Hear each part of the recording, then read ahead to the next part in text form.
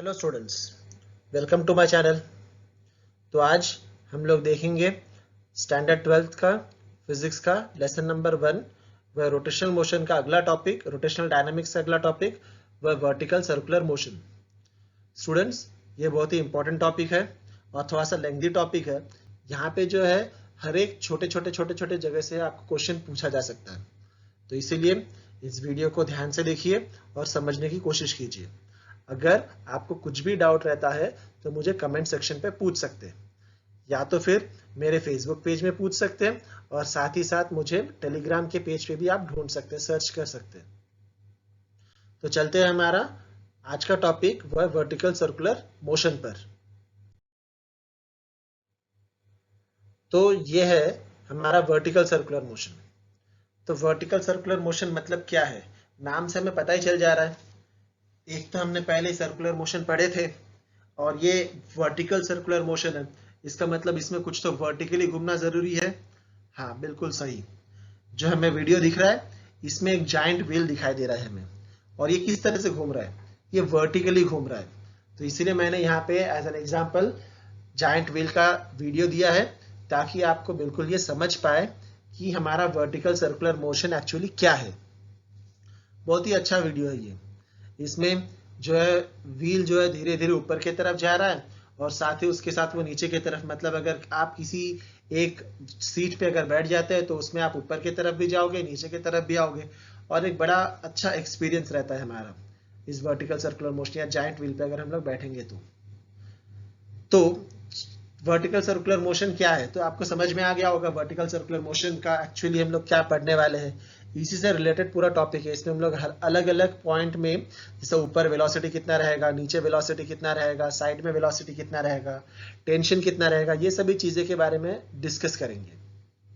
तो vertical circular motion जो है ये एक्चुअली दो तरह का है। There are two types of vertical circular motion. यहाँ पे जैसे हम कॉमनली ऑब्जर्व इन प्रैक्टिस, एक जो है, एक हो गया हमारा कंट्रोल्ड वर्टिकल सर्कुलर मोशन। एक जो है हमारा कंट्रोल वर्टिकल सर्कुलर मोशन, और दूसरा जो रहेगा पहले इसी को देख लेते हैं, कंट्रोल वर्टिकल। इसका एग्जांपल क्या है, सच एज जायंट व्हील और सिमिलर इस तरह के कुछ games. In this case the speed is either kept constant. तो इसका खासियत क्या है, इसके में जो है स्पीड जो रहेगा इज आइदर केप्ट कांस्टेंट और not totally controlled by gravity. या तो वो कांस्टेंट रहेगा या तो उसको ग्रेविटी से टोटली कंट्रोल नहीं किया जाएगा, तो उसको हम लोग कहेंगे कंट्रोल्ड वर्टिकल सर्कुलर मोशन। तो हमें पता है ये जो वीडियो दिख रहा है इसमें ये ग्रेविटी से कंट्रोल कर रही है क्या, टोटली नहीं, क्योंकि ये मोटर जो है, मोटर उसको घुमा रहा है। नेक्स्ट जो देकर के सेकंड, वो vertical circular motion controlled only by gravity, जो सिर्फ और सिर्फ ग्रेविटी से ही कंट्रोल किया जाएगा, उसको हम लोग कहेंगे, ये हमारा दूसरा है। तो दो तरह का है, एक कंट्रोल वर्टिकल सर्कुलर मोशन जिसका स्पीड तो कांस्टेंट रहेगा, या तो फिर वो totally not totally control by gravity रहेगा, और दूसरा वाला जो देकर के हमें वो है ऐसा एक वर्टिकल सर्कुलर मोशन जिसको सिर्फ और सिर्फ हम लोग ग्रेविटी से कंट्रोल करेंगे। इन दिस केस वी, तो क्या करेंगे इसमें हम लोग, we initially supply the necessary energy at the lowest point. जब वो सबसे नीचे वाले पॉइंट में रहेगा उसमें हम लोग एनर्जी सप्लाई करेंगे, और फिर then onwards the entire kinetics is govern by gravitational force. तो एक बार हम लोग ने नीचे उसको एनर्जी दे दिए, और उसके बाद से जो रहेगा ये टोटली ग्रेविटेशनल फोर्स से काम करेगा। जो भी काइनेटिक्स रहेगा, वो ऊपर जा रहा है नीचे आ रहा है, वो सभी जो है ग्रेविटेशनल फोर्स से काम करेगा। During the motion, there is interconversion of kinetic energy and gravitational potential energy. तो इस मोशन में जो है काइनेटिक एनर्जी और ग्रेविटेशनल पोटेंशियल एनर्जी के बीच में वो कन्वर्ट होता रहेगा। एक बार कभी काइनेटिक एनर्जी, फिर ग्रेविटेशनल पोटेंशियल एनर्जी, फिर काइनेटिक एनर्जी, फिर ग्रेविटेशनल पोटेंशियल एनर्जी। तो ये इस तरह से रहेगा। जैसे कि अगर हम एग्जांपल लेते कि एक बॉल है, उसके अंदर एक अगर हम लोग छर्रा लेते, उसको अगर गोल गोल घुमाते उसके अंदर, तो कैसा रहेगा, जब वो बिल्कुल नीचे आएगा तब हम लोग उसको क्या कर रहे हैं, फोर्स अप्लाई कर रहे हैं, और फिर उसी फोर्स से वो ऊपर की तरफ जा रहा है। तो ये एक तरह का एग्जांपल आ सकता है उसमें। तो अभी हम लोग देखेंगे नेक्स्ट, इसमें वर्टिकल सर्कुलर मोशन के अलग अलग पार्ट्स। तो जो सबसे पहला देकर के हमको, point mass undergoing vertical circular motion under gravity. तो ग्रेविटी में हमारा किस तरह से ये काम कर रहा है, ग्रेविटी अगर इसके ऊपर काम करेगा तो कैसा रहेगा। केस 1 क्या लेकर के, मास टाइड टू अ स्ट्रिंग, मतलब एक बॉब लेंगे, एक पत्थर लेंगे, उसके साथ हम लोग उसको एक धागे से बांधेंगे और फिर उसको वर्टिकल सर्कुलर मोशन मतलब वर्टिकली घुमाएंगे तो क्या रहेगा। तो figure 1.10 shows a bob tied to a massless inextensible and flexible string, जो हमने पहले कोनिकल पेंडुलम में पढ़ चुके। तो सेम वैसे ही है, एक बॉब को जो उसको हम लोग बांधेंगे एक मासलेस इनएक्सटेंसिबल और फ्लेक्सिबल स्ट्रिंग के साथ, फिर उसको क्या करेंगे, इट इज ड्रिल्ड, उसको घुमाएंगे हम लोग along a vertical circle so that the bob performs a vertical circular motion। तो उसको घुमाएंगे, इस तरह से घुमाएंगे कि जो बॉब जो रहेगा वो वर्टिकल सर्कुलर मोशन परफॉर्म करेगा और जो स्ट्रिंग रहेगा and the string rotates in vertical plane, string जो है वर्टिकल प्लेन में घूमेगा। तो at any position of the bob, तो बॉब चाहे कोई भी पोजिशन में रहे, तो यहाँ पे हम लोग बेसिकली 3 पोजिशन पढ़ने वाले। एक जो रहेगा हमारा पोजिशन ए, एक जो रहेगा हमारा पोजिशन बी, मतलब top most position A, bottom position B और मिडवे पोजिशन। तो ये सी और डी दोनों भी हमारा मिडवे पोजिशन में आता है। तो ये 4 पोजिशन हम लोग बेसिकली इसमें पढ़ने वाले हैं, मतलब 3, सी और डी दोनों सेम ही रहेगा। तो चाहे कोई भी पोजिशन हो उसमें सिर्फ और सिर्फ 2 फोर्स एक्ट करेंगे। अब ये 2 फोर्स कौन से है वो देख लेते हैं। तो यहाँ पे हमको देख करके at any position there are only 2 force acting on the bob, that is पहला वाला जो रहेगा वेट mg जो है वर्टिकली डाउनवर्ड्स और जो है हमारा कांस्टेंट रहेगा, मतलब वेट जो रहेगा हमेशा नीचे की तरफ रहेगा। तो हम लोग देख सकते हैं ये पहला पोजीशन ए पोजीशन में भी हमको ये दिख रहा है कि ये नीचे की तरफ है, यहाँ पे बी पोजीशन में भी नीचे की तरफ है, सी और डी में भी mg जो है वो वर्टिकली डाउनवर्ड्स पोजीशन पे है। ये 4 दिख रहे हैं हमें। और नेक्स्ट क्या देखा है, दूसरा force, the force due to tension along the string, मतलब फोर्स टेंशन के वजह से जो फोर्स रहेगा वो अलोंग द स्ट्रिंग रहेगा, स्ट्रिंग के साथ रहेगा, directed along the string, string के डायरेक्शन में रहेगा and towards the centre, centre के तरफ भी रहेगा। मतलब ये कौन सा हो गया, डेफिनेशन से हमको समझ में आ रहा है ये क्या रहेगा। हाँ बिल्कुल सही, ये हमारा सेंट्रीपिटल फोर्स है। ये जो फोर्स रहेगा वो सेंट्रीपिटल फोर्स है। Its magnitude changes periodically with time and location, तो मैग्नीट्यूड जो है वो चेंज होते रहेगा पीरियोडिकली, टाइम और लोकेशन के साथ मैग्नीट्यूड जो है वो चेंज होते रहेगा। As the motion is non uniform, हमारा ये जो मोशन है नॉन यूनिफॉर्म मोशन है, क्यों, क्योंकि यहाँ पे हमारा डायरेक्शन चेंज हो रहा है एज वेल एज वेलोसिटी भी चेंज होगी, इसलिए ये नॉन यूनिफॉर्म मोशन है। The resultant of these 2 forces is not directed towards the centre, तो इसका जो टोटल फोर्स है ये सेंटर के तरफ नहीं रहेगा। कब नहीं रहेगा, accept at the upper most and the lower most position, मतलब लोअर मोस्ट और अपर मोस्ट पोजिशन को छोड़ के, मतलब ये ए वाले पोजिशन को और बी वाले पोजिशन को छोड़ के बाकी जो भी पोजिशन है उसमें हमारा जो है the resultant force of this force is not directed toward the centre. A और बी पोजिशन को छोड़ के बाकी जितने भी पोजिशन रहेंगे उस वक्त हमारा फोर्स जो है वो सेंटर की तरफ नहीं रहेगा, मतलब उस वक्त जो है इसमें exactly centripetal force act नहीं करेगा, not directed toward the center. At all other position, the part of the resultant is tangential and is the, फिर तो क्या रहेगा, फिर तो बाकी जो भी पोजीशन है, मतलब A मतलब टॉप पोजीशन और bottom position lower most position को छोड़ के बाकी जितने भी पोजीशन रहेंगे वो जो हमारा रिजल्टेंट जो है part of the resultant is tangential and is used to change the speed. तो रिजल्टेंट जो फोर्स रहेगा वो हमारा टेंजेंशियल रहेगा और स्पीड को चेंज करने में हेल्प करेगा। समझ में आ रहा है, ठीक है। तो देखते हैं आगे। तो यहां पे हमको देख करके अपर मोस्ट पोजीशन, मतलब अभी हम लोग पार्ट बाय पार्ट तीनों भी पोजीशन पढ़ेंगे। तो सबसे पहला है हमारा अपर मोस्ट पोजीशन, वही ए वाला पोजीशन, ठीक है। तो यहाँ पे क्या देख करके both weight mg and force due to tension Ta are downwards, that is towards the center। तो यहाँ पे जो है हमारा दोनों भी फोर्स, मतलब एक जो है हमारा टेंशन Ta और उसके साथ वेट mg, ये दोनों भी फोर्स कौन से डायरेक्शन में, वो नीचे के डायरेक्शन में है, मतलब सेंटर के तरफ आ रहा है। सेंटर के तरफ आ रहा है मतलब क्या होगा, in this case the resultant is used only as the centripetal force. तो रिजल्टेंट फोर्स जो रहेगा वो हमारा सेंट्रीपिटल फोर्स रहेगा। हमको सेंट्रीपिटल फोर्स का फॉर्मूला पता है, सेंट्रीपिटल फोर्स का फॉर्मूला क्या है, mv² by r, ये सेंट्रीपिटल फोर्स सेंट्रीफ्यूगल फोर्स दोनों का फॉर्मूला है। Thus, if VA is the speed at the uppermost point, तो VA, A मतलब A पोजीशन का हम लोग ढूंढ रहे हैं ना, अपर मोस्ट पोजीशन क्या था हमारा, A अपर मोस्ट पोजीशन है, इसलिए हम लोग उसके स्पीड को VA ले रहे हैं। तो VA अगर स्पीड रहेगा तो फिर हमें क्या मिल रहा है, फॉर हमारा mg plus TA is equal to mv square by r, mg plus TA is equal to mv square by r।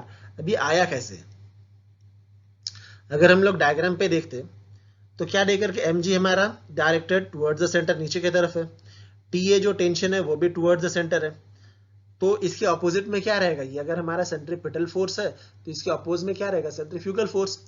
तो ये दोनों का डायरेक्शन सेम रहने की वजह से इसको हम लोग ऐड कर रहे हैं, that is TA plus mg is equal to balance by balance कौन कर रहा है, इसका सेंट्रीफ्यूगल फोर्स बैलेंस कर रहा है, तो इसलिए वो रहेगा हमारा mv square a by r, क्योंकि va जो है इसका वेलोसिटी है। Radius of the circular motion, radius r of the circular motion is the length of the string, तो इसका जो रेडियस रहेगा वो रेडियस जो r है वो एक्चुअली क्या है, लेंथ ऑफ द स्ट्रिंग है, स्ट्रिंग का लेंथ हो गया हमारा r, वही हमारा एक्चुअली रेडियस है। For minimum possible speed at this point और if the motion is to be realised with minimum possible energy, तो अगर हमको मिनिमम पॉसिबल स्पीड चाहिए इस जगह पे, कौन सी जगह पे, ए पॉइंट पे अगर मिनिमम पॉसिबल स्पीड चाहिए, सबसे कम पॉसिबल स्पीड, ताकि वो घूमनी चाहिए, वो जो भी चीज हम लोग घुमा रहे हैं, बॉब को जो घुमा रहे हैं वो ऊपर तक जाना चाहिए, वहां से घूमना चाहिए, तो उसके लिए हम लोग क्या लेंगे, तो वही वो मिनिमम वेलोसिटी हमको फाइंड आउट करना है कितना रहेगा। तो उस वक्त जो है हम लोग टेंशन को क्या पकड़ रहे हैं, जीरो पकड़ रहे, ताकि टेंशन कम से कम रहना चाहिए वहां पे, तभी हमको मिनिमम पॉसिबल स्पीड पता चलेगा, इसलिए हम लोग टेंशन जीरो ले रहे हैं। तो आगे देखते हैं वीडियो में कि उसको किस तरह से सॉल्व करेंगे।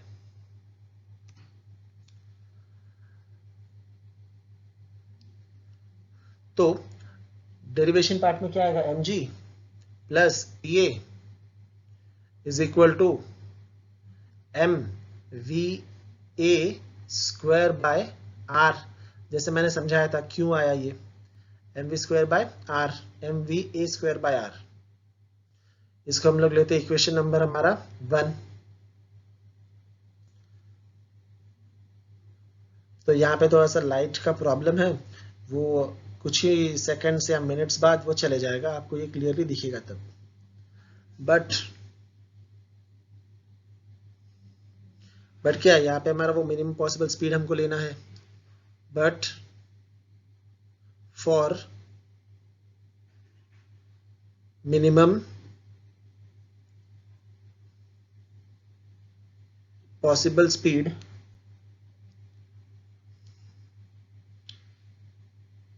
at this point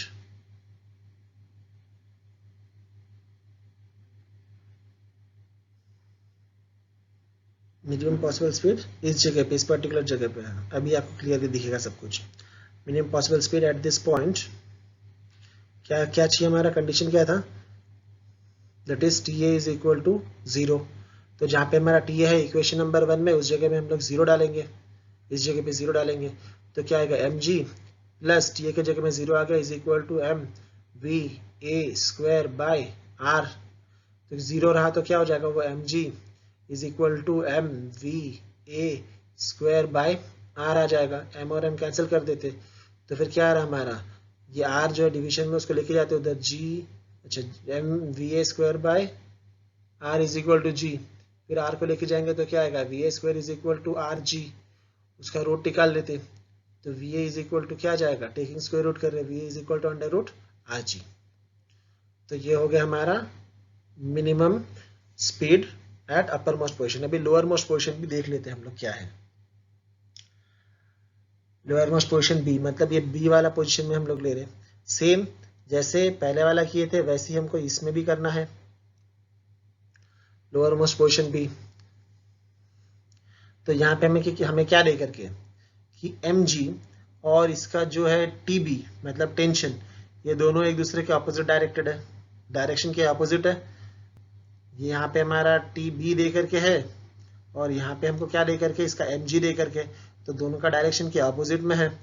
और ये हमारा क्या कर रहा है, सेंट्रीफ्यूगल फोर्स इसमें भी आएगा, तो फिर हम लोग क्या लिखेंगे, डायरेक्शन ऑपोजिट रहने की वजह से TB माइनस mg आ जाएगा, is equal to M we B square by are.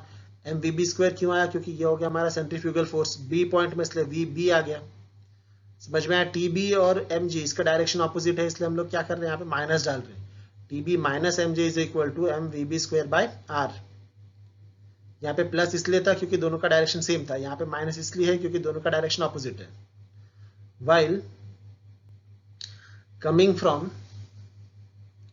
while coming downwards, तो अभी ऊपर से ए पोजीशन से बी पोजीशन की तरफ आ रहा है।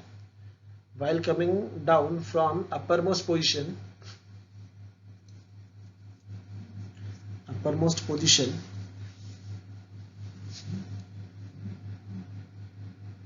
ऊपर से अभी अगर नीचे की तरफ आएगा तो क्या आएगा? The vertical displacement is 2r। तो वर्टिकल डिस्प्लेसमेंट कितना रहेगा? वो 2r रहेगा। अब 2r कैसे आ रहा है? ये यहां से लेकर के सेंटर तक, यहाँ पे अगर हमारा r है और ये r है तो r प्लस r कितना हो जाएगा? 2r। मतलब हमारा डायमीटर हो गया a से लेकर के b तक आ रहा है, a से लेकर के b तक आ रहा है, तो मतलब क्या है, अगर r अगर हमारा रेडियस है, सेंटर से लेकर के रेडियस है, तो फिर उसको डबल ले रहे हैं, इसलिए हमारा क्या आ जाएगा? 2r आ जाएगा। फिर हमें पता है टोटल एनर्जी का formula, total energy is equal to क्या आता है? Kinetic energy plus potential energy. Total energy is equal to क्या आएगा हमारा? Kinetic energy plus potential energy. तो अगर आपको अगर डाउट है ये 2r, तो मैं फिर से समझा दूं 2r कैसे आया। कि इसका जो है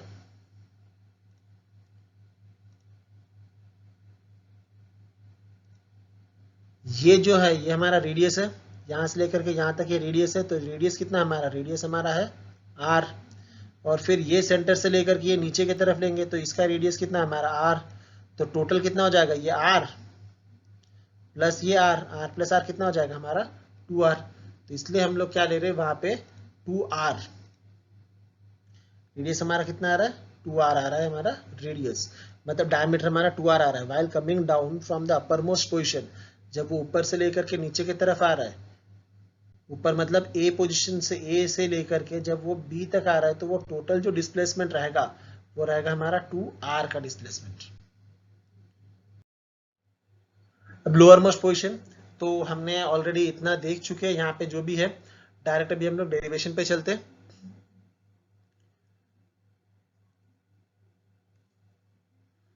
तो क्या लिए थे हम लोग ने वहां पे? Total energy is equal to kinetic energy plus potential energy था। अब according to law of conservation of energy, तो law of conservation of energy क्या रहता है? According to law of conservation of energy,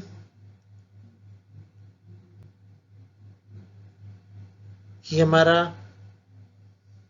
total energy at ए, क्योंकि वो ए position से आ रहा है, इससे total energy at A is equal to total energy at B रहेगा।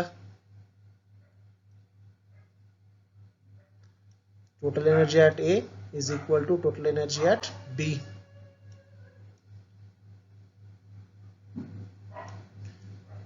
Total energy at A is equal to total energy at B. Total energy का formula मैंने पहले ही बताया था, वो है kinetic energy plus potential energy. तो ए पोजीशन में है इसलिए वो रहेगा हमारा potential energy at A plus kinetic energy at A. और वैसे ही B, total energy at B के लिए हमारा क्या रहेगा? Potential energy at B plus kinetic energy at B. Potential energy का फॉर्मूला हमें पता है, फॉर्मूला क्या हमारा? mgh है। पोटेंशियल एनर्जी का फॉर्मूला mgh है। h हमारा क्या है? यहाँ पे हाइट हो गया, डिस्प्लेसमेंट हो गया। डिस्प्लेसमेंट कितना था? 2r था डिस्प्लेसमेंट, इसलिए mg 2r plus kinetic energy का फॉर्मूला है हमारा हाफ mv स्क्वायर। तो ए पोजीशन में इसलिए हमारा क्या आएगा? mv a स्क्वायर आ जाएगा, is equal to potential energy at B, ये हमारा 0 रहेगा, plus kinetic energy at B क्या है हमारा? Half mv b square. अब पोटेंशियल एनर्जी एट बी 0 क्यों है?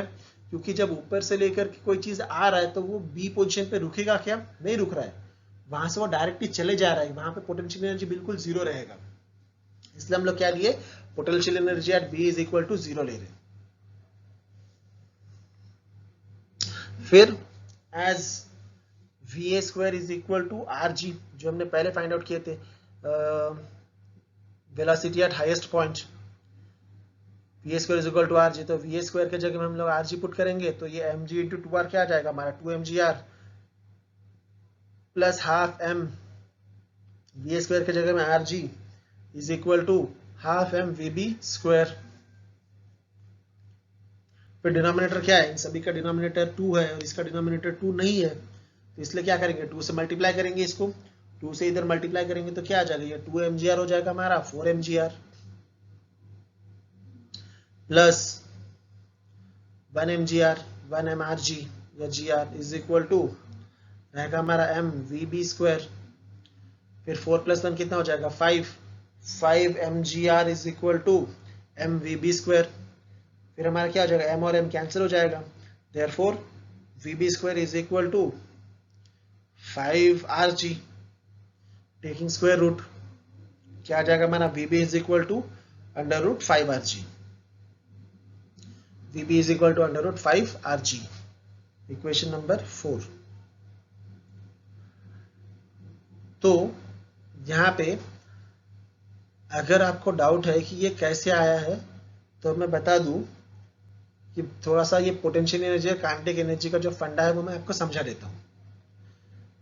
तो ऐसा हम लोग सोचते हैं कि अभी हम लोग ए पॉइंट पे है, तो पोटेंशियल एनर्जी क्या है, the stored of energy is called as potential energy, मतलब अगर कोई चीज रुका हुआ है वहां पे कोई चीज स्टोर करके है तो उसको हम लोग कहेंगे पोटेंशियल एनर्जी। और the flowing of energy, the flowing of body is called as kinetic energy. तो जैसे पानी का जो टैंक है, टैंक हमारे घर के ऊपर रहता है, तो वहां पे जब तक वो पानी टैंक में है स्टोर करके तो वहां पे क्या रहेगा, वो पोटेंशियल एनर्जी रहेगा। जैसे हम लोग नीचे टैप चालू कर देंगे तो पोटेंशियल एनर्जी जो है वो काइनेटिक एनर्जी में कन्वर्ट हो जाएगा। तो सेम वैसे जब वो ए पॉइंट पे था तो वहां पे पोटेंशियल एनर्जी है, वो हो गया उसका potential energy at A, that is mg2r, ये mg2r हो गया उसका पोटेंशियल एनर्जी ए पॉइंट से, मतलब ए से जब वो बी पे आ रहा है तब। फिर काइनेटिक एनर्जी भी रहेगा क्योंकि वहां से वो आगे की तरफ आ गया, वो बढ़ गया तो नीचे की तरफ आ रहा है, इसलिए उसमें काइनेटिक एनर्जी भी रहेगा, that is half M V A square. अब उसके बाद जब वो जैसे, अगर ये आप कब समझोगे, अगर आप एक्सपीरियंस करोगे, आंख बंद करके आप एक्सपीरियंस करो कि आप जायंट व्हील में बैठ के हो, जब ऊपर से आप नीचे की तरफ आओगे तो क्या होगा, आप नीचे की तरफ आके रुकोगे क्या, नहीं रुकोगे, वहां से आपकी स्पीड आप जो है वो उसको क्रॉस करके आगे की तरफ चले जाओगे। मतलब कि नीचे जो पॉइंट है बी वाले पॉइंट में हमारा पोटेंशियल एनर्जी रहेगा क्या, कोई स्टोर होके क्या नहीं है, जो काइनेटिक एनर्जी जिस मोशन के साथ हम लोग ऊपर से नीचे की तरफ आए उसी मोशन से उसी फोर्स के साथ हम लोग क्या करेंगे, आगे चले जाएंगे। इसलिए हम लोग क्या कर रहे हैं, पोटेंशियल एनर्जी एट बी को 0 पकड़ रहे हैं। इस पोजीशन में पोटेंशियल एनर्जी बिल्कुल ही नहीं रहेगा, यहाँ पे सिर्फ और सिर्फ रहेगा हमारा काइनेटिक एनर्जी जो है हमारा half M we B square, सिर्फ ये काइनेटिक एनर्जी रहेगा। क्यों, और एक इस तरह से भी ले सकते, जब हम लोग ऊपर से लेकर के नीचे की तरफ आ रहे तो हमारी स्पीड बढ़ेगी या कम होगी, स्पीड बढ़ेगी। और जब हम लोग नीचे से लेकर के ऊपर की तरफ जा रहे हैं तो धीरे धीरे क्या होगी, हमारी स्पीड जो है वो कम होगी। इसीलिए जब नीचे की तरफ स्पीड बढ़ ही रही है तो इसलिए पोटेंशियल एनर्जी तो रहेगा ही नहीं उसमें, क्योंकि वो जो ऊपर के जो स्पीड से हम लोग आ रहे हैं उसी स्पीड से हम लोग आगे की तरफ चले जाएंगे, नीचे की तरफ रुकेंगे ही नहीं। इसलिए यहाँ पे हमारा पोटेंशियल एनर्जी जो है वो 0 है। ठीक है, अब इसी तरह से हमारा सेम सी और डी पॉइंट में भी रहेगा। तो ये हमारा आ गया लोअर मोस्ट पॉइंट में हमारा वेलोसिटी कितनी है, लोअर मोस्ट पॉइंट पे हमारा वेलोसिटी है vb is equal to under root 5rg, और अपर मोस्ट पॉइंट पे हमारा वेलोसिटी रहेगा va is equal to under root rg। अब नेक्स्ट चलते, वह हमारा midway position, that is position when the string is horizontal, that is at c और d। तो हम लोग अभी ये c वाला पोजिशन में पढ़ने वाले हैं और या d वाले पोजिशन, तो दोनों भी सेम ही रहेगा फॉर्मूला, c और d हम लोग पढ़ने वाले हैं। The force due to tension is the only force towards the center as weight mg is perpendicular to the tension। तो यहाँ पे जो है weight mg ये जो है परपेंडिकुलर रहेगा टेंशन के साथ, ये weight mg जो है वो नीचे की तरफ है और टेंशन जो है उसके साथ, ये टेंशन जो है उसके साथ परपेंडिकुलर में दे करके टेंशन जो है वो परपेंडिकुलर रहेगा mg के साथ। The force due to tension is the centripetal force used to change the direction of the velocity and weight mg is used to change the speed। तो फोर्स जो है, force due to tension is the centripetal force, ये जो force रहेगा यहाँ पे हमारा ये सेंट्रिपेटल फोर्स का काम कर रहा है, क्या करेगा वो change the direction of velocity. और जो वेट रहेगा, weight is used only to change the speed. मतलब टेंशन जो है वो direction of velocity, direction change करने का काम कर रहा है, और वेट जो है वो स्पीड को चेंज करने का काम कर रहा है यहाँ पे। ठीक है, इसका भी हम लोग वीडियो में देख लेते हैं, इसका डेरिवेशन, मतलब वेलोसिटी कितना रहेगा।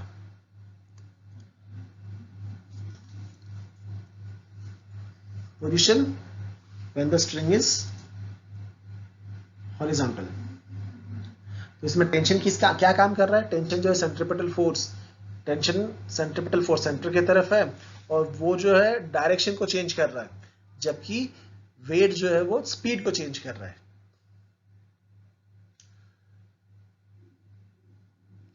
सेम लेंगे हम लोग, क्या लेंगे? According to law of conservation of energy.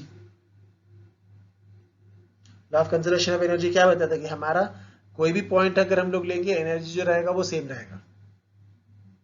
That is B और सी में ले रहे हैं, अभी बी से लेके हम लोग सी की तरफ जा रहे हैं, या बी से लेकर के डी की तरफ जा रहे हैं, कोई भी, दोनों भी पोजीशन सेम है, तो इसलिए बी और सी लेते हैं हम लोग। Tension total energy at B is equal to total energy at C. Total energy का फॉर्मूला क्या है हमारा? Potential energy plus kinetic energy. तो potential energy at B plus kinetic energy at B is equal to potential energy at C plus kinetic energy at C. अब potential energy at B कितना रहेगा? 0 रहेगा। मैंने पहले ही बताया था 0 कैसे रहेगा, क्योंकि वहां पे आके वो रुक ही नहीं रहा। काइनेटिक एनर्जी कितना रहेगा हमारा? Half M we B square is equal to total energy at C. यहाँ पे जो है उधर m g h potential energy का फॉर्मूला, तो एम जी एच की जगह में आर आ गया, एम जी आर, और ये हो गया हमारा half M we C square, जहाँ पे H is equal to R. अभी इसको सॉल्व कर लेते हैं, तो क्या बचेगा हमारा? ये half M we B square is equal to M ji R plus half M we C square. अब वी बी स्क्वायर की वैल्यू हम लोग पुट कर देते हैं, हमें पता है V B square is equal to क्या है? 5 जी आर है, तो as V B square is equal to 5 G R, 10 value put कर देते हैं। वी बी स्क्वायर के जगह में यहाँ पे वैल्यू क्या पुट करेंगे हम लोग? इसके जगह में 5 जी आर पुट करेंगे, तो क्या रहेगा हमारा? और हाफ से उधर मल्टीप्लाई भी डायरेक्टली कर ही लेते हैं, तो M 5 G are is equal to M ji R plus M we C square. तो यहाँ पे एक मिस्टेक हो गया, यहाँ पे हमारा 2 आना चाहिए था,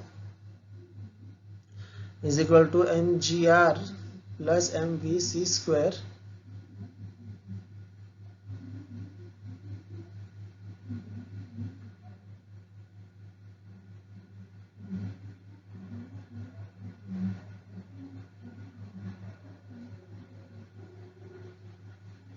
ये थोड़ा सा करेक्टेड पार्ट है ये।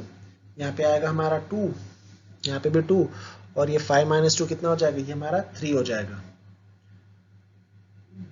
तो we C square is equal to 3 ji r, या v C is equal to कितना आएगा हमारा? अंडर रूट 3 जी आर। Equation number 5। तो क्या हुआ था मैं फिर से बता दूं, यहाँ पे हमारा ये हाफ है, इधर हाफ है, इधर डिनोमिनेटर में 2 है, इधर डिनोमिनेटर में 2 है, इसी डिनोमिनेटर में क्या है? 1 है, तो इसको 2 से मल्टीप्लाई करेंगे। 2 से मल्टीप्लाई करेंगे तो क्या आएगा? यहाँ पे हमारा 2 आ जाएगा। वीबी के जगह में, वीबी स्क्वायर के जगह में हम लोग क्या पुट कर रहे हैं? 5 जी आर पुट कर रहे हैं, तो M 5 G are is equal to, ये इधर आ जाएगा हमारा 2 एम जी आर प्लस इधर हो जाएगा हमारा एम वी सी स्क्वायर, फिर 5 जी एम जी आर माइनस 2 एम जी आर, ये plus 2 m ji r equals to इधर आ गया, तो plus 2 m ji r equal to इधर आ गया, तो minus 2 m ji are is equal to M we C square. फिर 5 एम जी आर माइनस 2 एम जी आर कितना आ जाएगा हमारा? 3 m ji r. 3 m ji are is equal to V C square, तो फिर V C square is equal to क्या आ जाएगा हमारा? 3 जी आर, एम और एम कट गया, V C square is equal to कितना आ रहा है हमारा? 3 जी आर, तो we C is equal to root 3 ji R. I hope कि थोड़ा सा यहाँ पे गड़बड़ हो गया था, आपको समझ में आ गया होगा। चलते हैं अभी हमारे नेक्स्ट इसमें, जिसमें हम लोग फाइंड आउट करेंगे कि टेंशन क्या है। Difference in tension at various points, मतलब अलग अलग पॉइंट में हमारा टेंशन कितना रहेगा वो अभी हम लोग फाइंड आउट करेंगे। तो जैसे हमने पहले पढ़ लिए थे कि वर्टिकल सर्कुलर मोशन में हमारा टेंशन जो रहता है M G plus T A is equal to M V A square by R.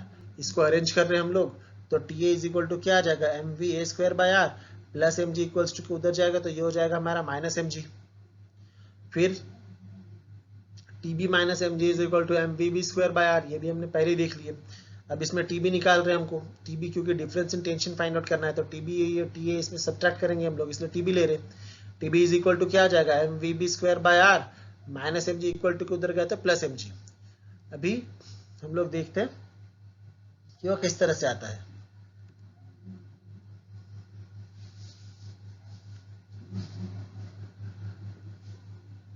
तो वो हमारा फॉर्मूला था mg प्लस TA, उसको उधर लेके जा रहे हैं, तो TA is equal to mva square by r minus mg। वैसे TB minus mg is equal to mvb square by r, उसको उधर लेके जा रहे हैं, तो TB is equal to mvb square r plus mg। अब हमको क्या करना है, सब्ट्रैक्ट करना है, तो इक्वेशन 2 माइनस इक्वेशन 1 करते। तो TB minus TA is equal to mvb square by r plus mg। Second equation पहले लिख लेते, माइनस ब्रैकेट में लिखेंगे फर्स्ट इक्वेशन, वह mva square by r minus mg। फिर क्या आएगा हमारा, ये हो जाएगा हमारा, ब्रैकेट सॉल्व कर लेते, पहले ब्रैकेट हटा देंगे, तो mvb square by r plus mg, वो माइनस से मल्टीप्लाई करें तो minus mva square by r, इधर का प्लस mg, और ये हो जाएगा minus into minus plus mg। फिर क्या रहा हमारा, हम क्या कॉमन ले सकते हैं इसमें से, m बाय r कॉमन ले लेते, तो m बाय r अगर कॉमन लेंगे तो क्या जाएगा हमारा, m बाय r ब्रैकेट में vb square minus va square plus mg कितना आ जाएगा हमारा 2mg। वैल्यूज पुट कर दे जो हमको पहले लेकर के, vb स्क्वायर की वैल्यू और va स्क्वायर की वैल्यू मैंने पहले लिख के रखा है, तो m by r vb square के जगह में क्या जाएगा हमारा 5rg माइनस va स्क्वायर के जगह में आ जाएगा हमारा rg प्लस 2mg। फिर क्या जाएगा हमारा m बाय r, फिर 5rg माइनस rg हो जाएगा हमारा 4rg प्लस 2mg। फिर r और r कैंसिल हो जाएगा, क्या बचेगा हमारा 4mg plus 2mg, 4mg plus 2mg is equal to कितना रहेगा हमारा 6mg। TB minus TA is equal to 6mg। वैसे ही अभी अगर हम लोग टेंशन TC लेते, मतलब TC मिडवे पोजीशन में हमारा टेंशन कितना रहेगा, टेंशन रहेगा हमारा mvc स्क्वायर बाय r, क्योंकि TC is responsible for centrifugal force, centripetal force और सेंट्रीफ्यूगल फोर्स उसको ही तो बैलेंस कर रहा है वो, तो TC इज इक्वल टू क्या आ जाएगा mvc स्क्वायर बाय r। और VC की वैल्यू कितनी थी, VC की वैल्यू थी हमारे √3rg। तो फिर यहाँ पे हम लोग डाल देते m, VC स्क्वायर के जगह में क्या आ जाएगा, फिर स्क्वायर है इसलिए 3rg आ जाएगा बाय r, r और r कट जाएगा, तो TC इज इक्वल टू कितना रहेगा, TC is equal to 3rg रहेगा, 3mg रहेगा, r और कैंसिल हो गया ना, तो TC is equal to 3mg रहेगा। सब्ट्रैक्ट कर लेते हैं TC minus TA, difference in tension find out करना था हमें, तो TC minus TA is equal to 3mg minus 0 क्यों, क्योंकि हमारा TA इज इक्वल टू 0 रहता है, because TA is equal to 0, therefore TC minus TA is equal to 3mg।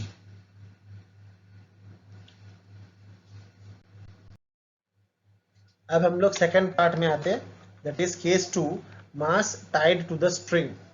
अगर हम लोग कोई चीज अगर हम लोग बांधेंगे तो क्या होगा, तो इसमें थोड़ा सा डिफरेंस है। क्या डिफरेंस है, consider a bob tied to